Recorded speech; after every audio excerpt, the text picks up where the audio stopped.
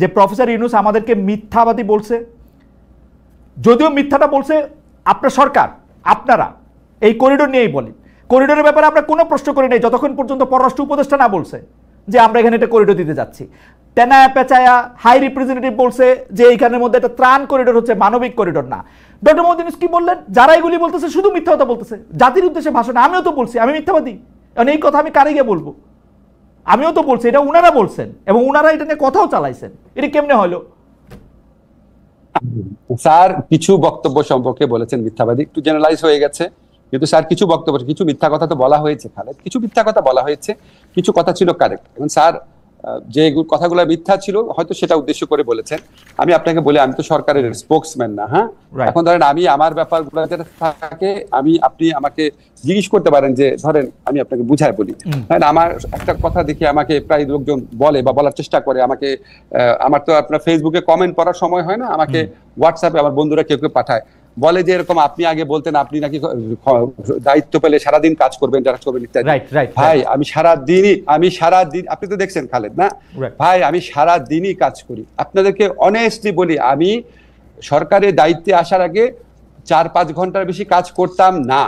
আমি এখন কমপক্ষে 12 ঘন্টা কাজ করি। আপনারা যারা সাংবাদিকরা আছেন আমার মন্ত্রণালয়ে যায় দাঁড়ায় থাকেন, দেখেন, আপনারা আমার যারা কলিগ আছে জিজ্ঞেস করেন, আপনারা আমার বলেন আপনার কাজের কোয়ান্টিটি কি। আমি আপনাদেরকে চ্যালেঞ্জ করে বলছি, আমি 10 মাসে আইন মন্ত্রণালয়ে যে কাজ করেছি, বাংলাদেশে কোনো আইনমন্ত্রী 10 মাসে এত কাজ করে নাই।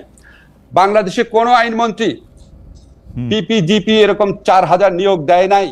বাংলাদেশে কোনো আইনমন্ত্রী 16,000 কেস প্রত্যাহারের সিদ্ধান্ত দেয় নাই। 16,000 কেস প্রত্যাহার করতে হয়েছে। এই কেসের যে কাগজপত্র আছে, চার্জশিট আছে এবং অধিকাংশ ক্ষেত্রে এফআইআর আছে, সেগুলিকে পরীক্ষা করে। আমি বলতে কিন্তু আমি আইন মন্ত্রণালয় বুঝাচ্ছি, আমার যত কাজ আছে তার মূল কৃতিত্ব হচ্ছে আমার আইন মন্ত্রণালয় কর্মকর্তারা। তারা শুক্রবার অফিস করেছে, তারা শনিবার অফিস করেছে, তারা বিয়ন্ড দ্য অফিস আর 7টা 8টা 9টা পর্যন্ত কাজ করেছে, করে এই কাজগুলা করেছে। আমাদের একটা মন্ত্রণালয়ের উদ্যোগ আন্তর্জাতিক অপরাধ আদালত পুনর্গঠন সপ্তাহে আমি এবং পূর্তমন্ত্রী সেখানে কাজের অগ্রগতি দেখতে গিয়েছি। আমরা আপনার সংস্কারের প্রসঙ্গে মেজর যে কোঅর্ডিনেশন, ইমিডিয়েটলি ইমপ্লিমেন্টেবল সংস্কার ভাগ করে করে বিভিন্ন মন্ত্রণালয়কে দিয়েছি। আমরা সংস্কার কাজ, সবচেয়ে বেশি সংস্কার কাজ করেছি। আমরা অন্য মন্ত্রণালয়কে যতভাবে পারা যায় আমাদের ওপিনিয়ন দিয়ে হোক, অ্যাডভাইস দিয়ে হোক, আমাদের কমেন্ট দিয়ে হোক সাহায্য করেছি। প্রত্যেক দিন রুটিন কাজ, আমার অফিসে একদিন আইসেন, এইরকম ফাইল জমে থাকে, সেই ফাইলগুলো ক্লিয়ার করতে হয়। এগুলির বাইরে এগুলি কাজ, রুটিন কাজের বাইরে। খালেদ আমাকে একটু বলতে দিবেন, আমি রুটিন কাজের বাইরে কি কি কাজ করেছি সেটা বললাম। আরেকটা কথা বলি আপনাকে, এই যে কাজ সকাল থেকে রাত পর্যন্ত, এই যে এইখানে এই অফিসে এই রুমের মধ্যে আমার বিল্ডিং অফিসে বসে মাঝে মাঝে 2টা বাজে কাজ করি। আমি আমাদের যে প্রবাসী কল্যাণের যে একজন কর্মকর্তা আছে, উনাকে ঈদের দিন আমার খেয়াল নাই, আমি কাজ করছিলাম সৌদি আরব, যে আমাদেরকে ড্রাফট এগ্রিমেন্টটা পাঠিয়েছে, সেই এগ্রিমেন্টের ভিত্তিতে আমাদের প্রপোজালটা সেটা আমি নিজে করছিলাম, নিজে করে আমাদের একজন কর্মকর্তাকে পাঠিয়েছি। উনি আমাকে অবাক হয়ে ফোন করছে, বলে স্যার আজকে না ঈদ, আপনি কাজ করতেছেন? আমি অবাক বলে ঈদ হচ্ছে কি হয়েছে, আমার তো সময় নাই, আমার বন্ধের মধ্যে কাজগুলো আগায় রাখতে হবে।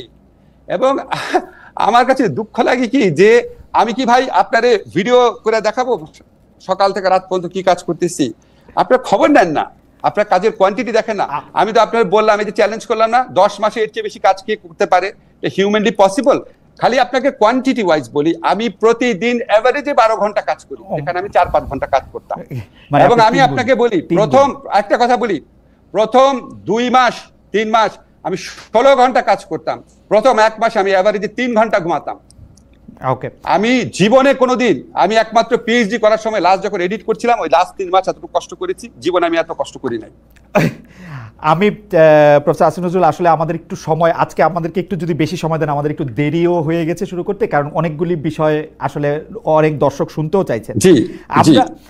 প্রফেসর আসিফ নজরুল, আপনি জানেন যে আমরা একটু আইনের প্রসঙ্গে আপনার একটু দৃষ্টি আকর্ষণ করি, যে গত ফেব্রুয়ারি মাসে আপনি একটি বক্তব্য দিয়েছিলেন যেখানে আপনি বলেছিলেন যে হুটহাট কাউকে জামিন দেবেন না। আমি আপনাকে কোট করছি, যিনি জামিনের যোগ্য তাকে বঞ্চিত করবেন না।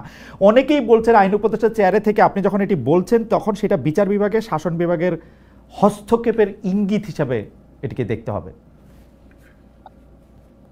শোনেন, আমি 2টা কথা যদি আপনি একসাথে দেখেন তাহলে হস্তক্ষেপের ইঙ্গিত হবে না। আপনি একটা জিনিস মনে রাখতে হবে, যে আমাদের এখানে বিচার বিভাগও তারা প্রচন্ড আত্মবিশ্বাসহীনতায় ভুগছিল, কারণ শেখ হাসিনার আমলে তাদেরকে দাসত্বের মধ্যে দিয়ে কাজ করতে হয়েছে। তারা কি ডিসিশন নিবে না, প্রত্যেকটা জিনিস আইন মন্ত্রণালয়ের কাছে তাদেরকে বলতে হতো, মুখ চেয়ে থাকতে হতো। এগুলো আপনি জানেন, এগুলো বানানো কথা না, আমি পলিটিক্যাল কেসের কথা বলছি, নর্মাল কেসের না। এখন ধরেন তাদের তো, আমি তো আর ফোন করি না তাদের, আমি তো ডিরেকশন দেই না। জেনারেল যে রুলটা আইনের ক্ষেত্রে, জেনারেল যে রুলটা, সেটাই তো আমি বলেছি, আপনি হুটহাট করে জামিন দিবেন না, আবার যারা ডিজার্ভ করে তাদেরকে বঞ্চিত করবেন না। কারণ আগের আমলে হুটহাট করেই জামিন দেওয়া হতো আওয়ামী লীগের লোকদের, আর যারা পাওয়ার কথা তাদেরকে বঞ্চিত করা হতো বিএনপির লোকদের বা জামাতের লোকদের বা আপনার হেফাজত ইসলামের লোকদের। সেই জন্য আমি কার্ডিনাল প্রিন্সিপালটা বলেছি, কার্ডিনাল প্রিন্সিপালটা আমি ওপেনলি বলেছি। আমি যদি হস্তক্ষেপই করতে চাবো, আমি কি গাধা, আমি কি ওপেনলি বলবো? তাহলে আমি ফোন করে বলবো যে এটা করো। দুইটা বিষয় প্রফেসর আসিফ নজরুল, আপনি আইনের শিক্ষক হওয়ার কারণে জুডিশিয়ারিতে যারা আছে তাদের অনেকেই আপনার ছাত্র, এমনকি উচ্চ আদালতেও আপনার ছাত্রদের মধ্যে অনেকে রয়েছেন। কিন্তু আপনি যখন আইন উপদেষ্টা, মানে সরকারের নির্বাহী বিভাগের চেয়ারে বসে যখন এই কথা বলেন, তখন যারা জুডিশিয়ার মানে যারা চালান তাদের ক্ষেত্রে এটা মনে হইতে পারে কিনা যে স্যার আমাদেরকে ধমক দিচ্ছেন, যেই ধমকটা আসলে আপনার দেওয়ার কথা না? যে ধমকটা তো খুব ভালো ধমক, হুটহাট করে জামিন দিবেন না, মানে যেটা জামিন পাওয়ার যোগ্য না সেটা দিবেন না, আর যেটা জামিন পাওয়ার যোগ্য সেটা দিবেন। এটা ধমক কোথায় হলো? এটা তো সৎ উপদেশ। আমি তো বলেছি যে জামিন পাওয়ার যোগ্য মানে বঞ্চিত করবেন না। এখন আমরা আপিল টু আপিল কম্পেয়ার করি, ধরেন আনিসুল হক সাহেব যদি এই কথা বলতেন শেখ হাসিনার আমলে, আপনি এটা পছন্দ করতেন কিনা বিং ল মিনিস্টার? ঠিক এই কথাটাই আনিসুল হক বললে, হ্যাঁ আনিসুল হক এটা বললে পছন্দ করতাম না, কারণ আনিসুল হক 15 বছর বিএনপির লোকদেরকে যেভাবে জামিন বঞ্চিত করেছেন, উনার আমলে খালেদা জিয়ার যেভাবে বিচার হয়েছে, তারেক রহমানের যেভাবে বিচার হয়েছে, উনার আমলে যেভাবে গুম করা হয়েছে, ওই আমলের প্রেক্ষিতে মনে হতো এই লোকটার মধ্যে অশুভ কোনো চিন্তা আছে, প্রত্যেকটা কথার মধ্যে একটা অশুভ আছে। আমরা তো এগুলি করি নাই, আমরা তো কাউকে গুম করি নাই। কিন্তু জামিন দেওয়ার ক্ষেত্রে কি করেছেন প্রফেসর আসিফ নজরুল, আপনি একটু দৃষ্টি আকর্ষণ করতে চাই। ধরেন আমার বন্ধু শাকিল, তার স্ত্রী রূপা, তাদের বিরুদ্ধে যে হত্যা মামলা হয়েছে, সেই হত্যা মামলায় তাদের জামিন পাইতে কোন জায়গায় আটকায়? আমি তো আটকানোর জায়গা দেখি না। মামলা থাক, হত্যা মামলা থাক, আরো 10টা মামলা থাক, কিন্তু তাদেরকে জামিনে কোথায় আটকায়? আমি তো আইনের জামিনে আটকাইতে দেখি না স্যার, আমাকে যদি একটু আলোকিত করতেন। একই তো কথা, সরকারের পছন্দ করে না আপনারা এখন, মানে সরকারের বিরুদ্ধে, সেজন্য আপনি আদালতে রাইখা দিচ্ছেন, মানে তাদের জামিন হবে না। আজকে 10 মাস হয়েছে। আচ্ছা, আমি মাঝখানে আপনার কথা শুনি না, বাট আমি বুঝতে পারছি আপনি শাকিল, ফারজানার উপর কথা বলেছেন।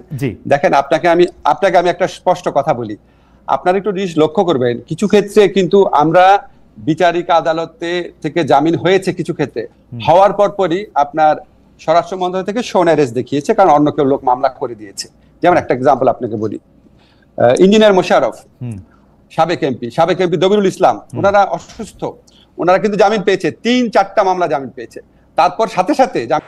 প্রিয় দর্শক, এতক্ষণ আমরা ওনার কথাগুলো শুনছিলাম। আসলে আইন উপদেষ্টা হওয়ার পরে উনি যে ওনার কাজের যে পরিধি এবং উনি যে একটু কাজ করেছেন এবং ওনার বাস্তব জীবনে উনি যে পদক্ষেপগুলো নিয়েছেন এবং ওনার সততার যে বহিঃপ্রকাশের ফলে জুলাই আগস্টের পরবর্তী সময় উনি যে আইন উপদেষ্টা হয়েছেন এবং তার জায়গা থেকে, ওনার জায়গা থেকে বিভিন্ন চা পাওয়া ছিল মানুষের, এবং সেটি কতটুকু পূরণ করেছে অবশ্যই অভিজ্ঞ লোকেরা এই বিষয়টি দেখবে। এবং তার জায়গা থেকে উনি নিজেকে যে বিষয়গুলো তুলে ধরলেন, আসলে আইনের উপদেষ্টা হিসেবে ওনার যে কর্মকর্তা এবং কতটুকু কাজ করেন উনি, সেই বিষয়ে উনি কথা বলছিলেন এবং বিভিন্ন প্রেক্ষাপটে ওনার ভূমিকা এবং ভূমিকার প্রেক্ষাপটে এটি সঠিক কিনা এই বিষয়গুলো নিয়ে উনি কথা বলছিলেন এবং বিভিন্ন প্রশ্নের অ্যান্সার দিচ্ছিলেন, যেটি যারা সংশ্লিষ্ট ব্যক্তিরা অবশ্যই এই বিষয়টি গুরুত্ব সহকারে বুঝবে।